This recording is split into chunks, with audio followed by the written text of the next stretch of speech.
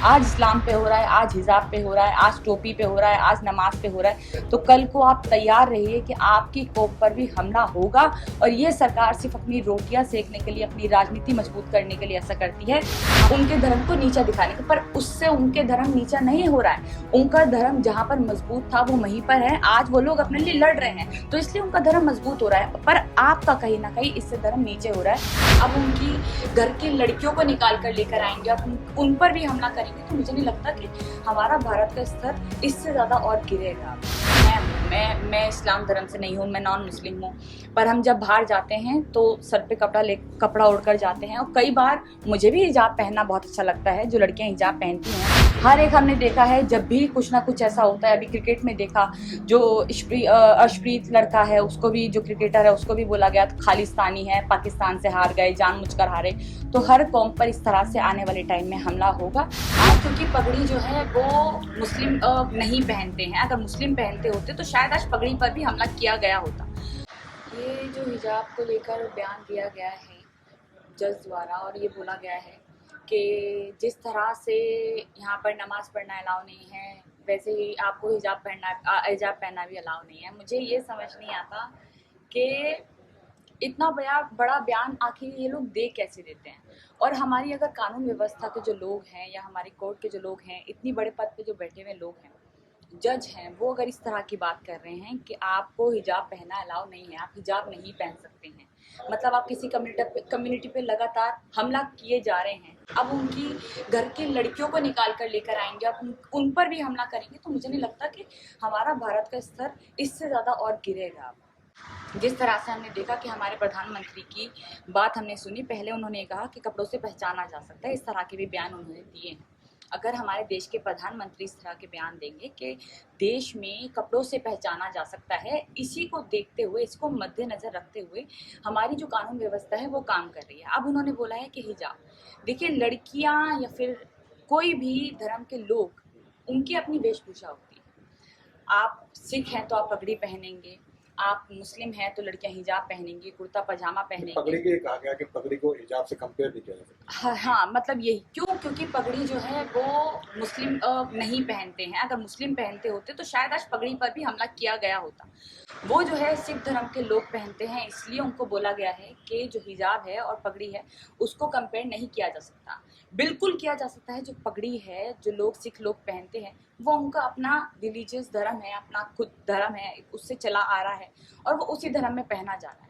पर आप अगर एक इस्लाम को टारगेट करके और उस पर हमला करके लगातार उस कम्युनिटी को नीचा दिखाएंगे, और उस कम्युनिटी को नीचा दिखाकर हमारे भारत से, कई बार तो ये भी बोला गया, देखिए जब जब इस तरह की बातें होती हैं हिजाब की, तब तब ये बातें देखी गई है कि कोई ना कोई चुनाव होते हैं। गुजरात चुनाव जैसा कि देखा हमने आ रहे हैं, बिल्किस बानो के साथ देखा हमने किस तरह से गुजरात में उन लोगों को छोड़ा गया है, 11 लोगों को, किस तरह से हमारी कानून व्यवस्था काम कर रही है। तो अगर हम इस बार भी देखें कि मुसलमानों पर या इस्लाम धर्म पर हमला किया गया है, तो मुझे लगता है कोई बहुत बड़ी बात नहीं हुई है।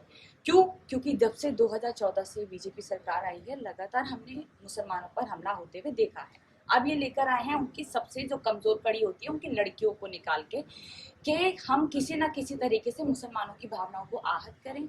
फिर कोई ना कोई किस तरह का कोई बयान दे दे, जो कि हमने देखा है बहुत सारे लीडर्स ऐसे हैं जो हिंदू मुसलमान में झगड़ा कराने के लिए ऐसे बयान देते हैं, उस तरह का बयान दे दे, फिर हिंदू मुसलमान हो और उस तरह हम गुजरात में चुनाव को जीत सके, दंगे हों, गुजरात में चुनाव जीत सके। तो इसलिए मुसलमान और हिंदू कराने के लिए सब होता है।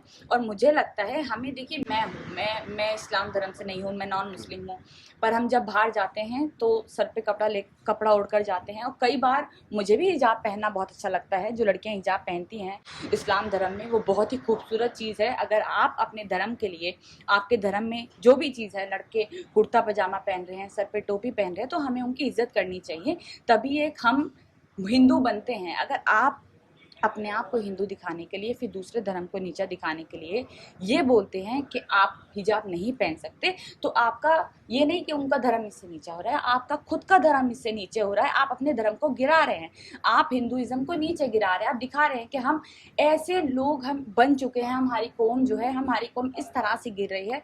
हम दूसरे धर्म को नीचा दिखाएंगे, हम उनकी लड़कियों को हिजाब नहीं पहनने देंगे, कॉलेजेस में स्कूलों में हिजाब नहीं पहन कर आने देंगे, और इसलिए उनके धर्म को नीचा दिखाने के, पर उससे उनके धर्म नीचा नहीं हो रहा है। उनका धर्म जहाँ पर मजबूत था वो वहीं पर है, आज वो लोग अपने लिए लड़ रहे हैं, तो इसलिए उनका धर्म मजबूत हो रहा है। पर आपका कहीं ना कहीं इससे धर्म नीचे हो रहा है, क्योंकि आप दूसरे धर्म को नीचे दिखाने की कोशिश कर रहे हैं, उनको गिराने की कोशिश कर रहे हैं। पर मुझे लगता है इस्लाम धर्म में जितने भी लोग हैं, मुस्लिम जितने भी लोग हैं, उनके साथ साथ हमारे जैसे नॉन मुस्लिम हो गए, सिख लोग हो गए, उनको भी खड़ा होना चाहिए। देखिए जैसे हम हैं, हिंदू धर्म है, आज ये लोग इस्लाम पर हमला कर रहे हैं, सिख को जो है, सिख कौम को खालिस्तानी कहते हैं।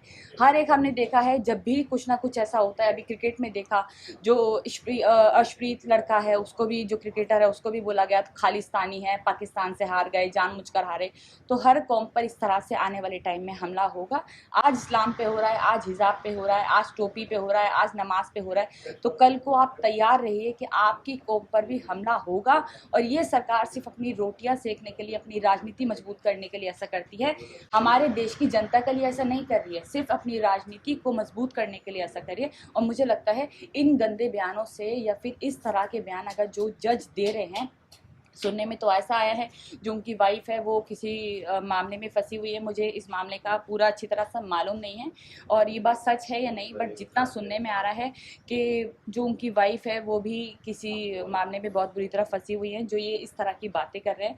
और जो गुप्ता जी हैं, उनका नाम जो गुप्ता है, वो उनका जो मतलब कार्यकाल है वो ख़त्म होने वाला है। तो मुझे लगता है शायद राज्यसभा की सीट का उनको, या फिर कोई बड़ी सीट का इस तरह का लालच दिया होगा, जो इस तरह के वो बयान दे रहे हैं। पर बहुत ही गलत बयान है, और मुझे लगता है इस तरह के इतने बड़े लोगों को, जो इतनी बड़ी पद पे है, उन लोगों को ऐसे बयानों से बचना चाहिए।